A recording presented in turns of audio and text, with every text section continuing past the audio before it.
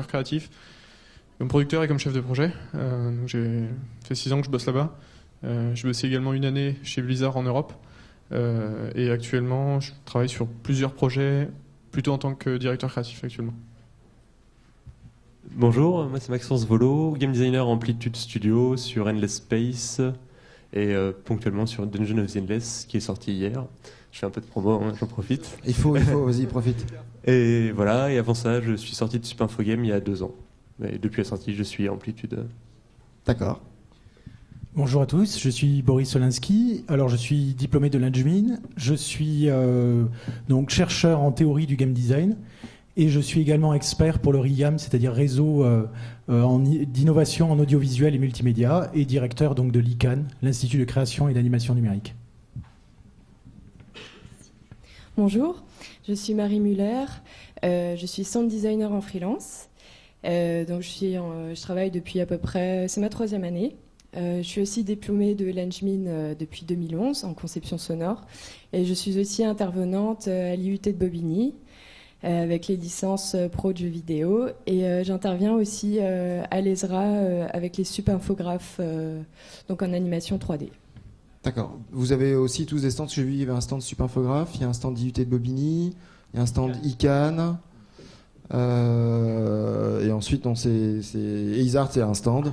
Donc on a 2 professionnels, 3 formations, et on va essayer de rattraper le retard. Donc je suis désolé, je vais être frustrant et je vais vous presser un petit peu. Mais en plus, ce qui est important aussi, c'est de pouvoir laisser les questions du public.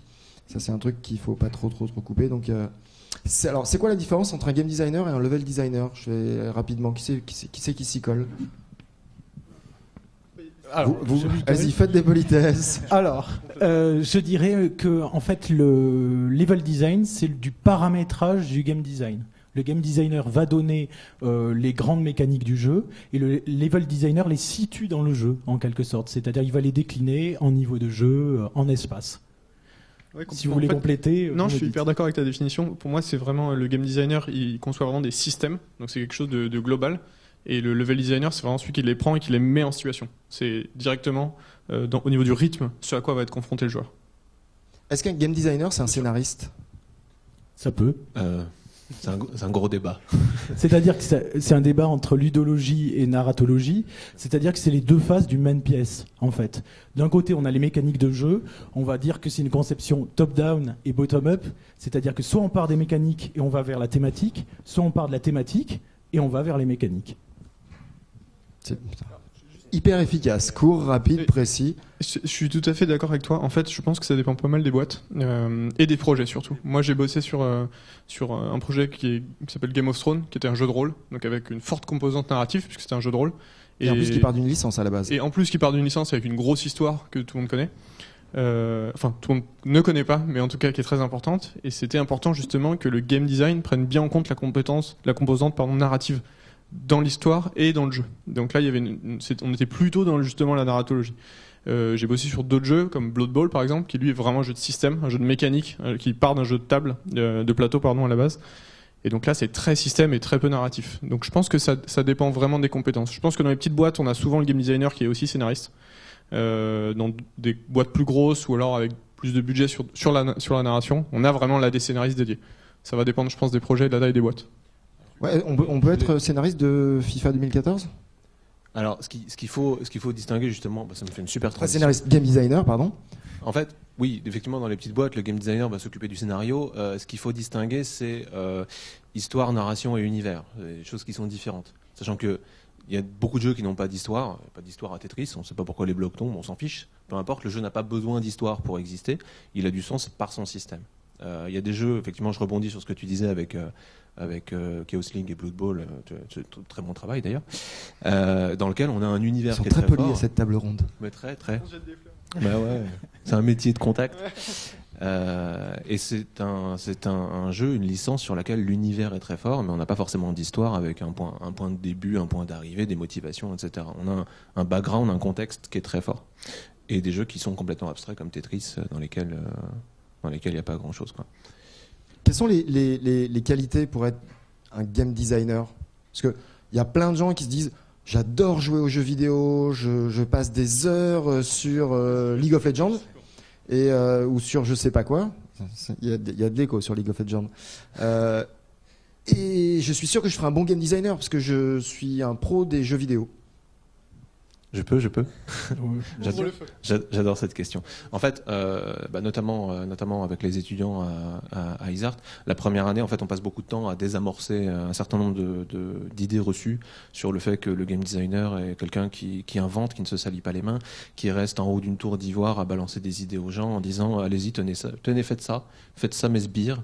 Et en fait, les programmeurs, les infographistes, c'est ça, voilà, qui sont parfois traités par les designers débutants comme des exécutants. Donc c'est très très très très loin de la réalité. C'est un métier qui est empreint donc de créativité évidemment, mais de rationalité. Des compétences techniques sont indispensables pour comprendre les gens avec qui on va travailler. C'est un métier qui est très humain, basé sur la communication.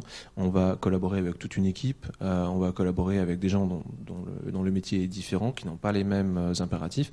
Et on va faire un gros travail d'empathie vis-à-vis du joueur, puisque les game designers, les level designers ont pour fonction commune de créer une expérience de jeu, de faire émerger une expérience de jeu qui ait du sens, qui puisse soit être très fun, soit faire peur. Et cet objectif-là, en fait, c'est un métier qui est beaucoup basé sur l'humain, puisqu'on travaille avec une équipe pluridisciplinaire et que on pense avant tout aux joueurs. Quand les designers au sein d'une équipe sont les représentants du joueur. Donc, pour répondre à la question, je dirais plein de choses. Empathie, rationalité, créativité, capacité de communication, capacité d'écoute. Je pense qu'il y en a plein d'autres. Il y a une fonction pratique aussi, c'est-à-dire que si vous êtes un pur game designer, un pur concepteur, à la sortie de l'école, vous avez peut-être un game design document de 300 pages à présenter, mais comme personne ne le lira, vous serez pris nulle part. De plus, si vous arrivez si je suis un pur joueur, est-ce que je suis un bon game designer ? Alors, en fait, c'est comme si vous disiez, je sais pas, moi, je mange du jambon, donc je suis boucher. C'est-à-dire que je rêve personnellement d'avoir des candidats qui se présentent et qui ne jouent pas aux jeux vidéo. Ça, pour moi, ça n'a aucun lien. C'est-à-dire qu'on peut être quelqu'un qui est un très bon concepteur parce qu'on a de la méthodologie, on a du sens artistique, de la sensibilité, on a une capacité justement à travailler en équipe. Par contre, le fait de connaître spécifiquement certains types de jeux, c'est un plus, mais c'est pas davantage. Il vaut mieux être très cultivé que très gros joueur. Ouais, il faut quand même avoir un minimum de culture générale. Enfin, je peux pas m'imaginer demain être réalisateur de films si je vais pas au cinéma. Pas forcément. Si vous êtes metteur en scène de théâtre, c'est très bien. Ouais. Ça marche très bien. Nous, on utilise le même exemple. Alors, on parle pas du jambon et du boucher, mais on est sur le cinéma justement. Est-ce que tu peux être un énorme fan de cinéma et ça n'en fera pas autant un excellent réalisateur. Et effectivement, je rejoins complètement le côté. Je pense que quand tu es très très passionné de jeux vidéo, tu vas faire beaucoup de veille, donc tu vas très bien connaître ce qui se fait. Et donc je pense que ta créativité sera aussi limitée par le fait que tu connais très bien tout ce qui se fait, et donc tu vas être déjà presque contraint par tes connaissances. À l'inverse, si on a quelqu'un qui ne connaît pas forcément très bien les jeux qui se font, il y aura peut-être plus de créativité, il y aura aussi plus de risques pour arriver avec des idées qui sont un petit peu plus fraîches. Pour moi, je suis complètement d'accord que t'es pas du tout forcément obligatoirement être un gros joueur pour être un bon game designer. Et à Cyanide, on a les deux. On a des très gros joueurs qui sont très bons game designers et l'inverse, des designers qui jouent très peu et qui sont aussi très bons game designers. C'est un avantage de bien connaître le jeu, c'est tout. C'est un avantage. Ouais. On peut très bien le compenser par d'autres avantages qui ne sont pas du tout ceux-là. Voilà. Alors, je rajoute juste une chose. Il faut prendre la parole en bout de table, l'IUT de Bobigny, parce que sinon ils vont jamais vous la donner, parce qu'ils ont l'air polis comme ça, mais ils vous fileront jamais la parole. Moi, je m'occupe du son. Le son, c'est ce qui vient en dernier. Après, j'ai l'habitude. Hein. Dans le micro.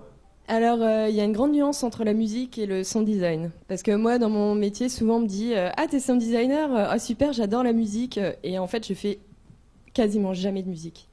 C'est vraiment, déjà d'une part, il y a au niveau des licences, les musiques sont imposées. Donc moi, ce que je fais surtout, c'est le sound design. Et la différence entre la musique et le sound design, c'est que dans le sound design, on va donner un sens au son. C'est-à-dire qu'on va donner une intention, et alors que la musique, c'est plutôt quelque chose de plus subjectif, de plus on va y mettre des émotions. Là, le sound design, c'est vraiment, on va droit au but et on donne un sens au son. Et du coup, le sound designer est vraiment en étroite relation avec le game designer. Moi, c'est vraiment les corps de métier avec lesquels je travaille le plus, avec qui je suis le plus en relation, c'est le game designer. Aussi, tous les graphistes, les animateurs, quand il faut vraiment synchroniser un son sur une animation. Et aussi, les programmeurs, ça peut arriver. Si en temps réel, on a le son qui se déclenche d'une certaine manière, ça peut être intéressant d'en discuter. Mais c'est vraiment le sound design et le game design sont vraiment extrêmement liés. De quelle manière ? Ça dépend de beaucoup de choses du jeu, mais par exemple, on va, au lieu de toujours signifier visuellement des choses dans le jeu, donner des informations visuelles, on va pouvoir les donner de façon sonore. Et du coup, ça va moins saturer au niveau de l'information parce qu'on va avoir moins de choses visuelles et on va pouvoir plus se concentrer dans le jeu. Est-ce que les sound designers sont des gens qui travaillent à l'intérieur des studios ou est-ce que ce sont des gens qui vont travailler dans des sociétés de sound design ou est-ce qu'ils vont être indépendants ? Comment ça se passe ? Il y a les deux. Moi, je suis donc en externe. Je travaille j'ai été amenée à travailler avec plusieurs clients différents. Donc, j'ai travaillé avec Neko Entertainment, Eco Software et d'autres petites boîtes où ça va être plus de l'application. Voilà, des choses comme ça. Et du coup, il y a souvent des gros problèmes à ce niveau-là parce qu'il y a beaucoup de studios ou d'entreprises qui s'improvisent dans le jeu vidéo. Et du coup, ça pose un problème pour moi déjà, parce que je vais pas être en relation avec un game designer, mais avec un chef de projet. Et du coup, là, le chef de projet ne s'occupe absolument pas du design. Et du coup, c'est là qu'il va y avoir des problèmes, parce que il va pas savoir gérer, il va pas être capable de formuler le design du jeu, le concept. Et du coup, c'est moi qui vais devoir me débrouiller, en fait, essayer d'imaginer ce qu'ils ont dans leur tête et ce qui est vraiment compliqué et difficile. Donc du coup, il y a énormément de choses à reprendre. C'est une énergie qui est perdue parce que les choses n'ont pas été bien faites depuis le départ. Et il y a les gens ont tendance à s'improviser et à tout gérer en même temps. Et il y a des contraintes de temps et du coup, ça finit par être bâclé et c'est dommage. C'est vrai que le sound design arrive souvent à la fin de la production et souvent trop tard. Et on pense que c'est un boulot d'exécutant alors que c'est aussi effectivement un boulot créatif. Oui. Qui doit, avec un processus au moment de la création du game design aussi. Tout à fait, en amont de production. Oui, mais bon, c'est une réalité. Vous vouliez rajouter des choses sur... Oui, vas-y. On voulait rebondir sur ce que disait Marie tout à l'heure, ouais. Par rapport au son. Le son, c'est effectivement un moyen de transmettre de l'information, mais aussi d'améliorer l'expérience du joueur. Parce que, quand dans un jeu de combat, on a un choc entre deux épées, la qualité du son va vraiment participer au ressenti de jeu et au contrôle du personnage. Si on prend un Mario, les sons et la touche qu'ils ont participent au plaisir du jeu, et accompagnent l'animation. Donc c'est pas du tout une profession à négliger. Malheureusement, il y a beaucoup de boîtes qui négligent le travail à faire sur le son, comme tu peux le subir. Alors que clairement, la qualité sonore d'un jeu, ça fait beaucoup. Je pense pas que globalement les sociétés négligent le son et je pense qu'elles sont tout à fait conscientes que le son et l'image sont indissociables et participent l'une et l'autre à l'expérience du joueur. Mais par contre, ils sous-estiment le travail qui est en amont sur la création du son et je pense, pour avoir discuté avec plein de chefs de projet, ils pensent qu'il suffit d'appuyer sur des boutons, il y a des librairies de sons, ça fait boing boing et puis hop, ça va se faire tout seul. C'est souvent une méconnaissance justement des métiers du sound design qui font que c'est hélas traité trop tard. Il y a un parallèle à faire avec ça sur la partie graphique en fait, notamment les level designers qui vont construire la topologie des niveaux et qui parfois traitent justement les graphistes qui vont venir derrière pour les habiller, pour créer des décors, créer un environnement cohérent, qui peuvent aussi faire l'erreur de les traiter comme des exécutants en fait.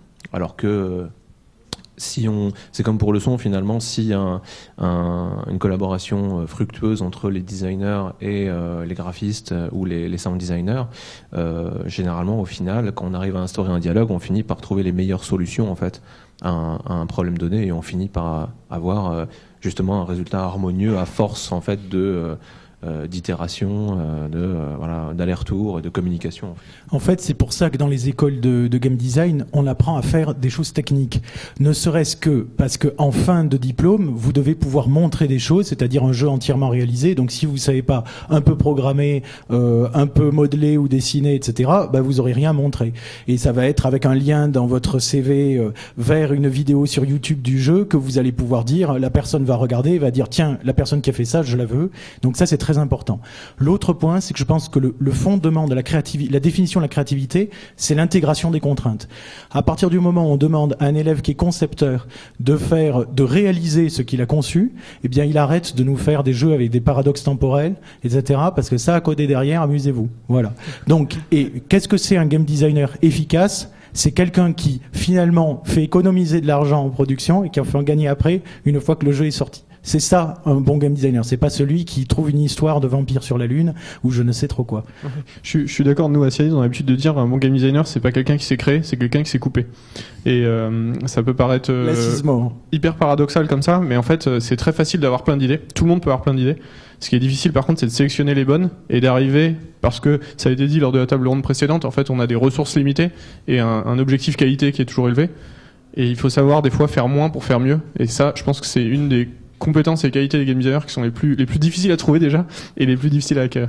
Ça va être une des compétences aussi des animateurs de table ronde, c'est de couper et d'essayer de faire moins pour faire mieux et d'essayer de... Je te laisse la parole après et puis on va passer aux questions du public, à moins que vous souhaitiez rajouter quelque chose, mais normalement je pense qu'il y a plein de questions, surtout sur les métiers justement du design, de la création, parce qu'on n'a pas parlé non plus des autres métiers, du directeur créatif, etc. Donc, c'était juste sur couper, effectivement, il faut savoir couper et réussir à conserver la cohérence du projet. C'est vraiment le maître mot, la cohérence. Et pour en revenir au son, le son, ça permet de suggérer. Donc c'est une économie énorme en production. Et on pense, dans le jeu vidéo, c'est-à-dire je vois, on veut absolument montrer des choses qui seraient beaucoup plus puissantes si on les suggérait. J'ai tendance à dire que le sound design, c'est 33% de l'effet final du jeu. Et le problème, c'est que les sound designers le connaissaient très bien à l'époque des consoles où on avait une mémoire limitée.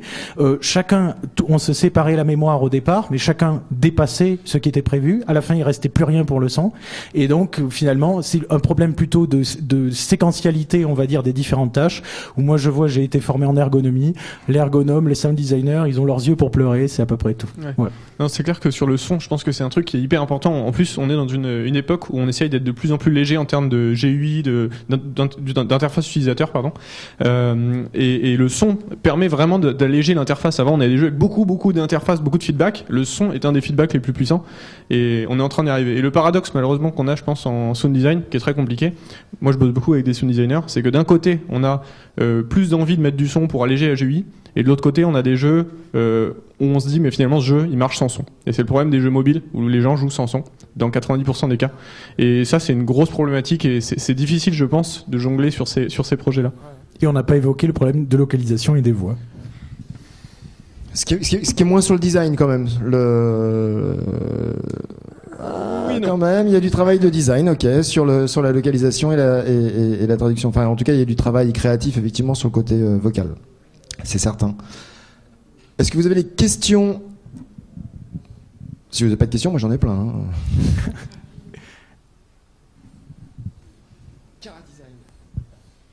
Hein. Bonjour. On n'a pas beaucoup parlé de graphic design. Je veux savoir si est-ce qu'on doit beaucoup dessiner et travailler à la fois du 3D et 2D ou bon pour la formation ESAD, je sais pas. Donc je découvre à la fois, mais il faut savoir si on a beaucoup dessiné et vraiment montrer les mouvements, les pod motion, etc. En fait, il y a parfois une confusion dans certains cas sur le terme de design parce qu'on l'utilise pour justement la partie graphique, notamment quand on parle de... Là particulièrement, c'était concernant le Cara Design. Voilà. Alors, character design, à la base, c'est plus une spécialisation qui est graphique. Et quand on parle de game design, on est plus sur le domaine de la conception. Donc, autant on va communiquer de façon visuelle, mais on va pas avoir justement une réflexion sur la direction artistique ou vraiment le visuel précis des éléments. Donc, concrètement, character designer a tendance à être plus une spécialisation du métier de graphiste qu'une spécialisation du game designer ou du level designer qui va plus être attaché à la partie fonctionnelle, conception, narration, etc. Et est-ce qu'il faut faire de la 2D, de la 3D? Est-ce qu'il faut savoir dessiner? Alors oui, moi je pense que c'est un gros plus de savoir dessiner. Personnellement, je suis une grosse tanche, je sais pas du tout dessiner et c'est un gros problème dans ma vie. Non, il y a beaucoup de game designers qui savent dessiner, c'est très pratique pour faire des schémas, pour faire des protos. Souvent on fait des protos papier, ça nous arrive encore nous à Cyanide. Donc les miens sont moches, mais on les fait quand même. Et c'est très important. Pour revenir sur le Chara Design, le seul truc où en game design, donc en conception, comme tu précisais bien, on peut avoir un impact, c'est effectivement au niveau de la narration, où nous, je sais qu'on a tendance à écrire justement les backgrounds de nos personnages. C'est-à-dire, attention, ce personnage doit transmettre tel ou tel type d'émotion. Et là, après, c'est à l'artiste, justement, lui, d'être créatif et d'interpréter ça. Et nous, en game design, on est juste censé donner des directions créatives dans lesquelles aller. Et c'est à l'artiste d'interpréter ça. Et c'est en général le travail de l'artiste qui enrichit beaucoup ça. Après, ça dépend des studios et des types de jeux. C'est-à-dire que si vous êtes sur un jeu sur mobile, ça va être généralement en 2D. Si vous êtes sur un gros jeu, ça va être généralement en 3D. On n'est pas obligé de savoir dessiner, surtout si par exemple vous êtes animateur ou à la rigueur modeleur. C'est comme l'a dit mon confrère, c'est-à-dire que c'est un avantage, bien entendu. Après, sachez que quand même character designer, c'est rarement le premier travail qu'on trouve dans un studio. C'est plutôt des postes d'expérience, on va dire, parce que c'est ce qui va faire découler toute l'ambiance du jeu, etc. Et que c'est souvent ce qui va être modelé justement ensuite, ce qui va être animé et ainsi de suite. D'accord, donc on commence rarement character designer. On le devient avec de l'expérience. Pour moi, character designer, c'est tu l'as dit, je crois, une spécialisation du métier d'artiste. Et nous, tu vois, à Cyanide, on doit être 90. On a, je crois qu'on a 1,5 character designer dans toute la boîte. Donc c'est vraiment une spécialisation. Sinon, on a l'artiste en général qui va faire les FX, qui va faire les graphes 2D, 3D, qui va faire les environnements, qui va faire les personnages. Et dans des très grosses boîtes, je pense justement Ubisoft notamment, ils ont vraiment des character designers qui sont spécialisés là-dessus. Mais encore une fois, on a character design, qui est souvent la conception du personnage plutôt en 2D, et le caractère modeler, qui lui va le modéliser en 3D. Donc on est encore en train de sous-spécialiser cette spécialisation du métier d'artiste. Donc ouais, c'est pas le premier métier qu'on recrute dans une petite boîte, en tout cas, c'est clair. Juste une toute petite précision. On parlait tout à l'heure de la nécessité pour les représentants des différents métiers de connaître un peu le travail des autres. Un character designer va avoir intérêt à connaître les problématiques qui peuvent être rencontrées par ensuite l'équipe de développement. Notamment un character designer qui met une cape à son personnage peut se faire des ennemis. Parce que voilà, personne n'aime les capes. Voilà. Ni les programmeurs, ni les animateurs, personne n'aime les capes. En fait, on aime tous les caps, c'est juste très compliqué à animer et à rendre bien. Dans la plupart des studios, il y a souvent un game designer ou c'est des groupes de game designers, et même question pour le level. La plupart du temps, c'est plutôt on travaille par exemple 2 game designers sur un projet, ou c'est souvent un game designer pour chaque projet. Alors Amplitude, on est surtout principalement un game designer par projet, mais on essaye de faire des tirs croisés, donc de se consulter entre designers des différents projets pour confronter nos idées, parce que faire du game design tout seul dans son coin, c'est toujours difficile, et on a besoin d'avoir le recul de personnes extérieures au projet pour garder une certaine clarté et une vision nette de ce qu'on fait. Mais si vous faites un jeu sur mobile toute seule, vous faites tout, et pas y compris ça dépend vraiment de la taille finalement de l'entreprise dans laquelle vous êtes. Et même vous pouvez être un game designer sur plusieurs projets à la fois.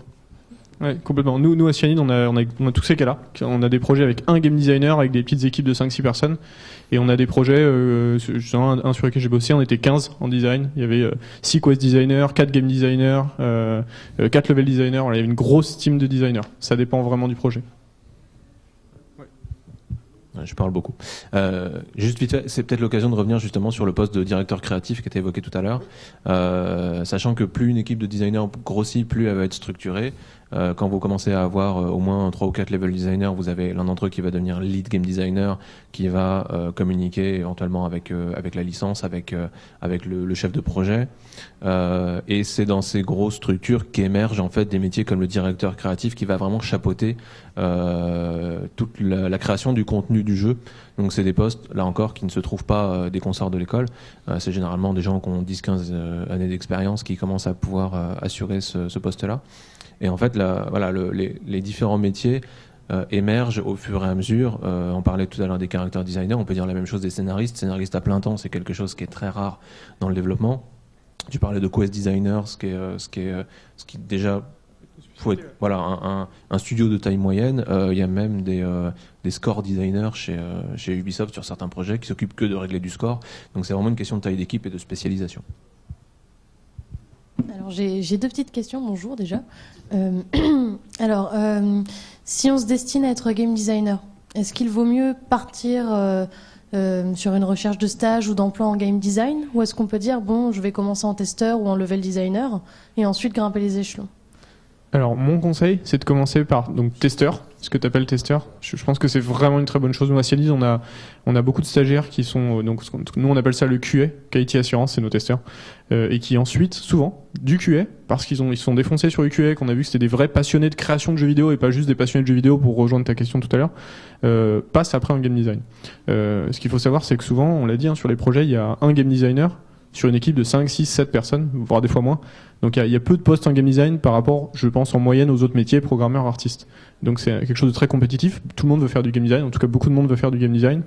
Et donc souvent, pour creuser son trou, je pense que c'est très intéressant de passer par du QA. C'est plus difficile de rentrer direct en stage game design. Et surtout, le plus important, c'est de faire des jeux. Enfin, de faire des jeux sur son temps libre via les game jams qui sont en vogue, faire des jeux de société, faire des jeux comme on peut, mais de pratiquer. Parce que c'est en forgeant qu'on devient forgeron et c'est en designant qu'on devient designer. Je donne juste une petite précision. Plus votre travail est en amont, et donc de votre travail de conception va découler le travail de personne en réalisation, plus c'est un poste à responsabilité. Et à partir de là, il faut d'abord passer par les échelons de réalisation pour prouver qu'on connaît les contraintes et qu'on est capable donc de jouer avec elles, et à partir de là, on va pouvoir atteindre des... Donc on commence généralement par le test, même si c'est un schéma qui est peut-être un peu particulier. Les testeurs, c'est vraiment un métier particulier. Après, il peut y avoir de la coordination playtest, il peut y avoir du level design, il peut y avoir du game design ensuite, mais je pense qu'il y a autant de chemins que de métiers dans le domaine du jeu vidéo. Ouais, Merci. Et seconde question du coup, est-ce qu'on peut être bon game designer mais mauvais level designer? Oui, ça Oui. tout à fait. C'est comme en général, on déteste l'un et on aime l'autre, mais il faut savoir le faire. Mais oui, complètement. C'est deux compétences qui ont pas rien à voir, mais qui sont vraiment différentes. Moi, j'adore les deux personnellement, et je sais pas si je suis bon dans les deux, mais non, c'est vraiment encore une fois deux aspects différents. Je vous remercie. Il faut vraiment qu'on termine. J'en suis désolé. Merci infiniment. Vous pouvez les applaudir. Vous pourrez retrouver les...